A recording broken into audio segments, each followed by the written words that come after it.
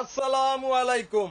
জামাত সহ ৭ দল রাজপথে, টার্গেট বিএনপি, নিউজ যুগান্তর। কিরে বিএনপির ৫ নাম্বার ৭ নাম্বার ছাগলের বাচ্চাগুলা বহুত ফালাফালি করছিলি না? আর এই কথা তো আগেই বলছিলাম যে এই জামাত শিবির রাজাকারের বাচ্চারা আর এই সুদি ইউনুস তোদেরকে ব্যবহার করতেছে। তোদেরকে দিয়া বাংলাদেশে যত ধরনের অপকর্ম আছে সেইগুলা করাইছে, যে তোরা গুয়ের থেকেও বেশি খারাপ হয়ে যাস।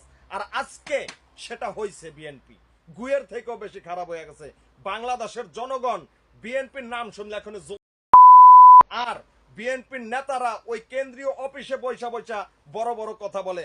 বাংলাদেশের জনগণের সামনে গেলে জোতা আর বলবো যে ১ বছরে তোরা যে অপকর্ম করছস, তোদেরকে ভোট দিলে এই বাংলাদেশটাকে জাহান্নাম বানায়া দিবি।